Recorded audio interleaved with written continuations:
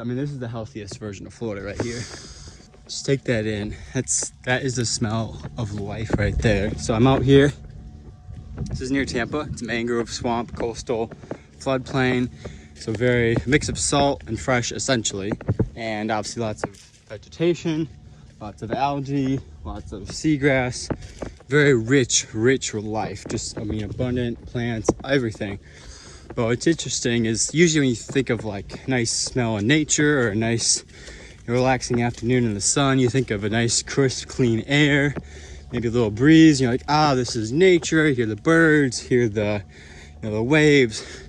But really, I mean, this is the smell of life. This is rich, abundant. It's a mix of sulfur. You could maybe get some methane in there, but it's just rich, very rich. Not really that pleasant, honestly. And your first go of it, if you smelled this in your house, you'd probably assume something is wrong.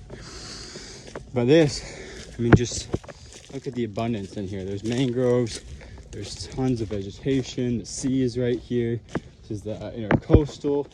So you just have so much life just packed into this little area. And that smell, that's the true smell of nature. That's the smell of life there. There's just so much abundance. Now compare this to, this is what most of this area looked like, 100, even 50 years ago. A lot of this was still not as developed. But let's say you take this away, you strip these trees away, you gut that out, and so you have somewhat of a beach. And then, you'd put a house up here, something like that. You clear all this away, keep the palm trees, add some new vegetation, make it look, aesthetic, which it's kind of sad because it would still be very picturesque. It's still something you'd see and be like, oh, this is such a nice vacation spot. And you'd have that crisper, clear smell. The air would seem lighter, but this is what you're taking away to get that. So just kind of think of that in the back of your mind.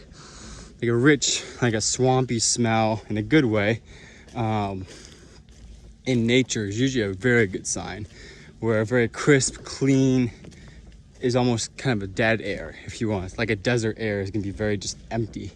But like the Everglades type of thing, a swampy area, coastal area should be very rich.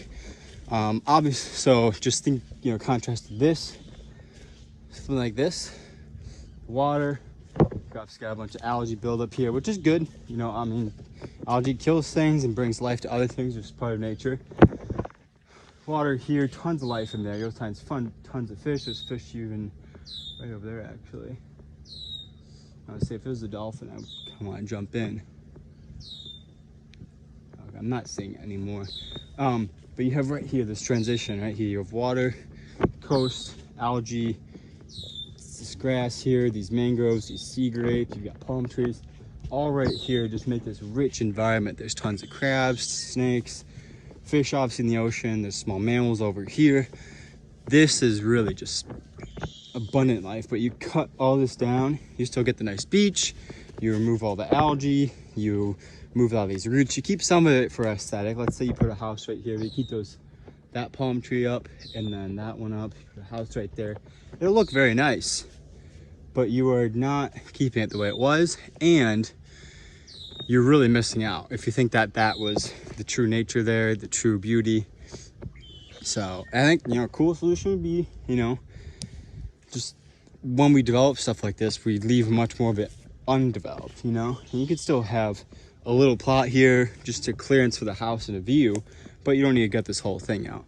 And that's something that we've missed and been lacking, and people just don't know that this is what Florida was and what Florida really, I mean, this is the healthiest version of Florida right here.